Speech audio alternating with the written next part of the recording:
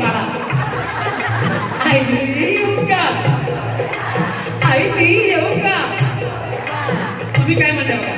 देवळाच्या पाठीमाग बसलाय वाघोबा देवळाच्या पाठीमाग बसलाय वाघोबा आई तुला चालेल तुला हो चालेल मला आई मी येऊ का आई मी येऊ का